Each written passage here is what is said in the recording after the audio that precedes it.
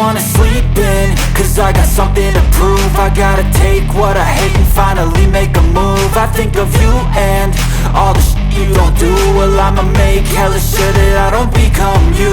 I have no regrets, yeah, I'll tie up my chest. I'll never forget what it's like to be in debt. Been stabbed in the back bed, I'll show you what happens. Pass me the mic and I'll show you with action.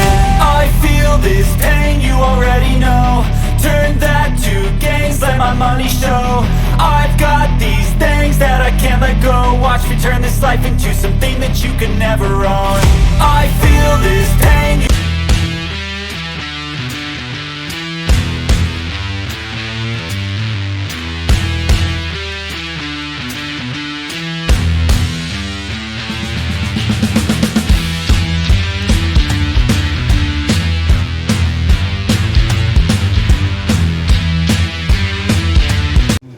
Magandang araw ulit sa inyo mga kalaman.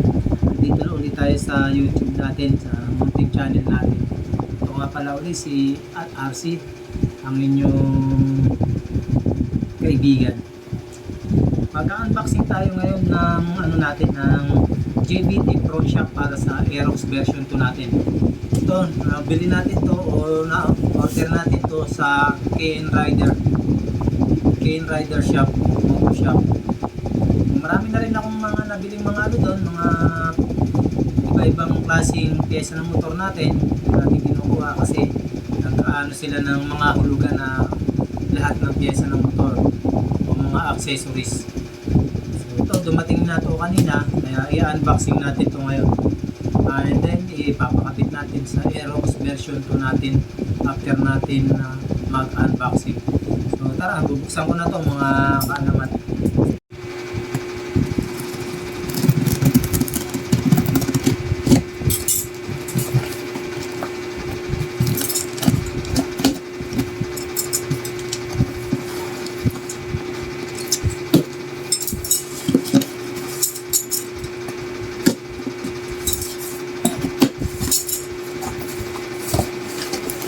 At ito ang laman ng natin, ng package natin.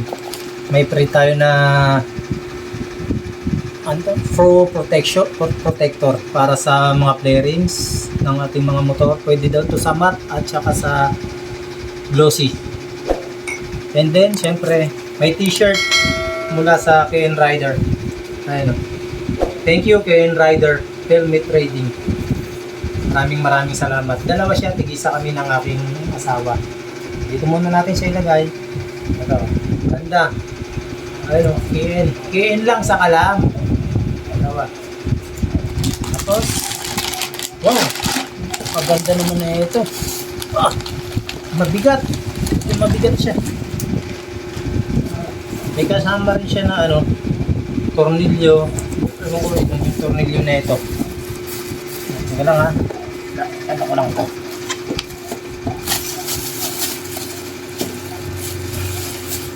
You know,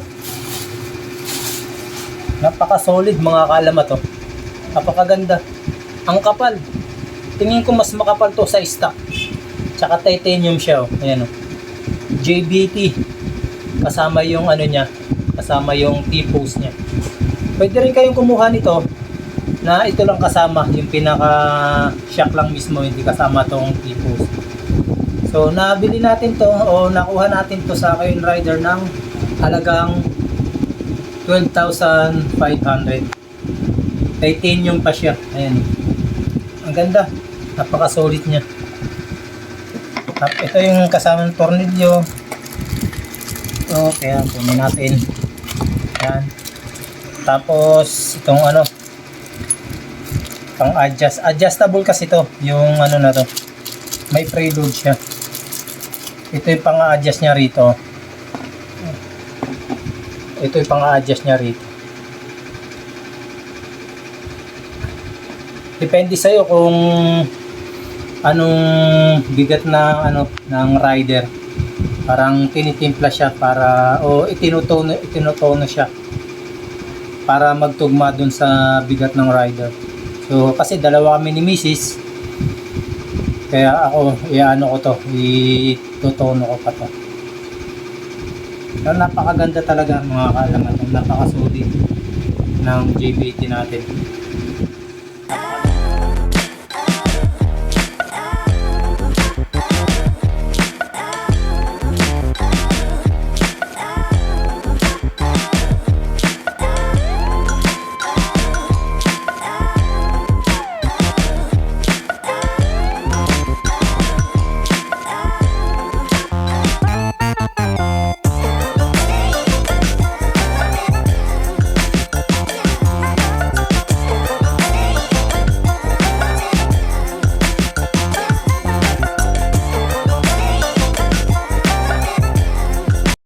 Next morning. So yun mga kalamatan, dito na tayo ngayon sa shop ni Boss Jet. Binubuksan niya na yung ano natin, yung cover ng bearings para maikabit na yung ano natin, yung JBT front shock.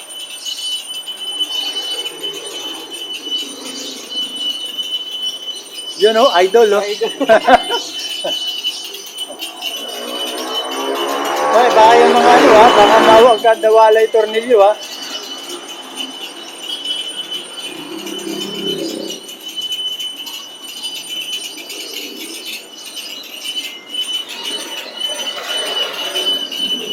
Maraming ginagawa ngayon dito. Ito si Idol, yung ano sa Yamaha. Shoutout sa'yo pare. Oo, mekaniko ng Yamaha. Punta siya rito para magpa-groove ng ano. Papa-groove ba, pre? Magpapa-groove kay Boss Jeff. Ay, si Boss Jeff, busy.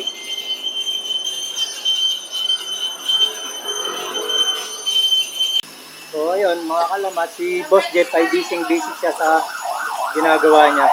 Yan yung ginagawa niya, yung nagpo-curve siya ng ano. Sa PCX, syempre, di ba? Kaya gusto niya magpa-port o magpa-groove, magpa-degree, lahat dito kay Boss Jet, pwede. Sa PCX syempre, ano? PCX 160. Sa PCX 150, pino-curve.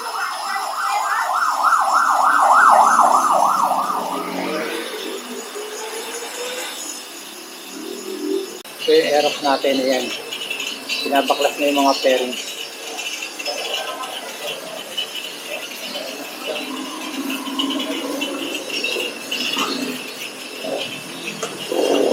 Gawin muna. Masyado kang ano eh. Masyado kang seryoso eh. Busy sila lahat dito. Marami kasi silang gawa ngayon. Dinadayo rin kasi ito yung shop ni Boss Jeff. Magaling rin kasi sila gumawa rito. Kaya sa gusto nyo magpagawa rito, puntahan lang kayo dito sa Balite, sa Montalban. Hanapin nyo lang shop niya dito sa Barangay Balite o ipagtanong nyo lang. Jeff Work Shop. Yan ang pangalan ng shop niya. Jeff Work. O, kaway. Idol. Kaway muna. Hi guys.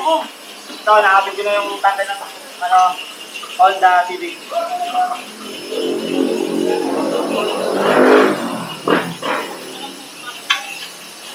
Mga manggagawa dito, mga master talaga lahat. Kaya napakasulit ng ano ng babayaran nyo rito. Hindi kayo uuwing luhaan. Tsak, panalo. A few moments later. So na, ayan, natanggal niya yung stock na T-Tools natin. Ayun yung stock. Ito yung stock.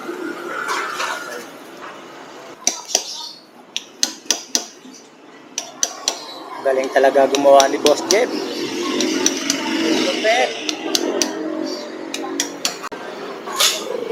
Ayan, ina-assemble na ni Boss Jeff yung ano natin, JBT front shock. Excited na talaga ako. Excited na akong magamit yan. Mga testing bukas. Mga gaano kaya kakapal yung ano niyan, Boss Jeff? Yung kinapal niyan. Sasakatin pa ni Boss Jeff para malaman natin kung ilan yung kapal nung stock tsaka nung JBT. 26 sa stock. Ang laki no, kaya mas matibay talaga yung ganyan na Boss Jeff. Pero mo yung stock na yun, 26 yung kapal niya, itong JBT, 30 ano, Jeff? 33 mm no? Ang kapal, kaya sigurado tayong napaka-solid talaga na itong ano na sa JBT. Kaya naman Jeff, yung pang ano yan, pang pihit niya. May sinisettings na rin ni Boss Jeff para makuha natin yung tamang play niya.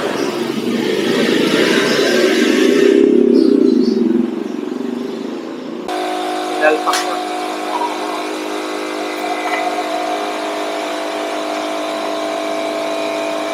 Napaka-pogi. Maganda niya.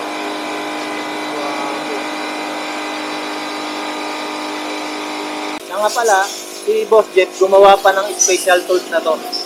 Ginawa niya to para hindi na pupukpukin yung ano to. Pwede naman siyang pukpukin pero parang magkakaroon siya ng damage. Kaya gumawa siya ng special tool. Ganun siya kagaling gumawa, mga alaman. Ayan o. Diba? Pinihit lang, okay na. Kaysa yung pupukpukin siya, magkakaroon siya ng damage na ganito. Kaya ayos talaga si Boss yung gumawa. Hindi na lang magagawa na to. Sinasalpak na lang siya. Baka pogi talaga ng JBT na to. Ano, Boss Melvin? Okay ba? Yes, man.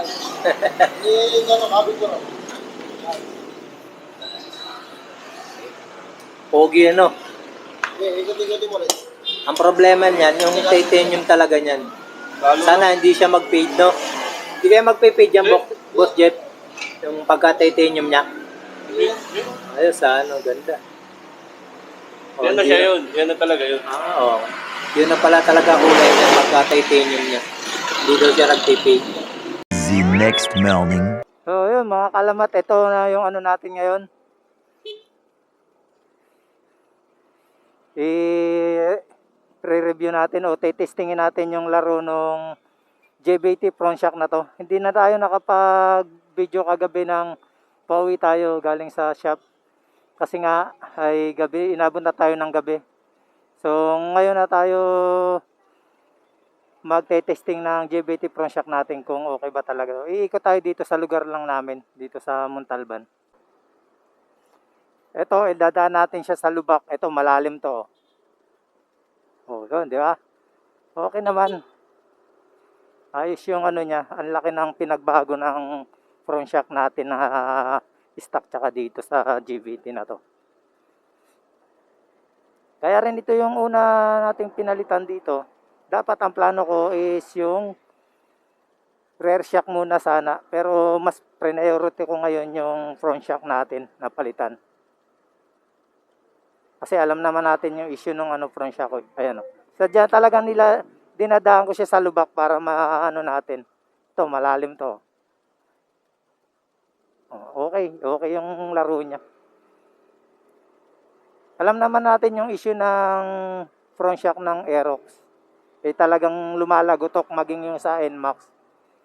Kaya ito ang una natin pinalitan kaysa sa rail shock natin. Yan o, lubak-lubak o. Oh. Oh!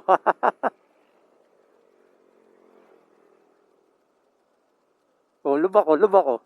Oh, ayos! Ito ang lalim mo. Oh. Ayos, napaka-solid. Napaka-solid ng JBT.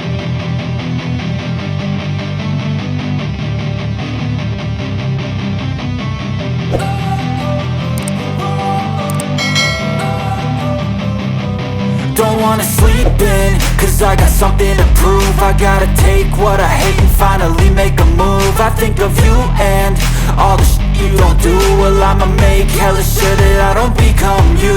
I have no regrets, yeah, I'll tie up my chest. I'll never forget what it's like to be in debt. Been stabbed in. So, yun nga mga kalamat. Ito tayo, ibigay ko na sa inyo yung ano ko ito.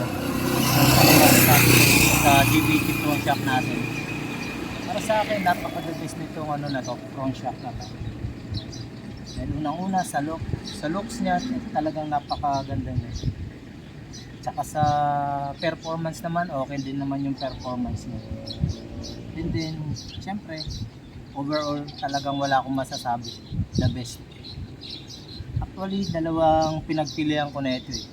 Ang una kong sanang balak bilhin dito ay yung inverted front shock. Kaya lang mayroon akong napanood na vlogger. Nakalimutan ko na kung sinong vlogger yun. Shout out sa'yo, kaya kaibigan. Yung front shock niya is ang brand niya inverted. Napanood ko siya, nagpalit siya ng JBT front shock dahil sa mayroon siyang hindi nagustuhan dun sa OPM na brand na inverted front shock. So, nag-decide na rin ako na ito na rin ang bilhin ko ngayon. Ito nang kunin ko. Kasi ito, talagang totally plug and play lang siya. Wala kang gagalawin unlike dun sa ibang brand. Kagaya nga nung nabanggit ko is marami pa siyang binago para maisalpak yung mga kagaya nung disc brake. Kumbaga nagano pa siya, gawa pa siya ng paraan para maikabit. Unlike nito ay talagang napaka-solid na, wala ka nang gagalawin kundi plug and play na lang. So yun lang mga kalamat. Pero nito kung saan ko nabili ito, ilalagay ko na lang sa description yung link kung saan ko nakakuha ito at kung magkano. Pero medyo pricey talaga to. Sabihin ko sa inyo, medyo pricey talaga to. Halagang 12,500 pero napakasulit naman.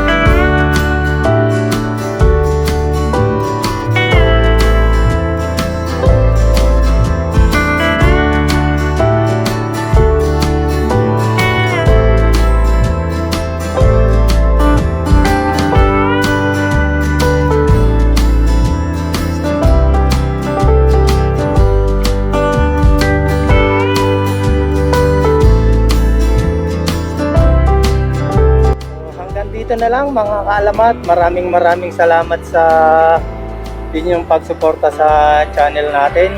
Sana sa mga susunod pang mga video natin ay patuloy nyo pa rin kaming suportahan para lalo tayong ganahang gumawa ng mga iba't iba pang mga video about dito sa motovlog natin. At sa mga bagong subscriber natin, maraming salamat sa suporta ninyo. At kung bago ka pa lang sa channel natin, pa-like and subscribe naman mga kaalamat. So hanggang dito na lang. Maraming salamat. Bye-bye!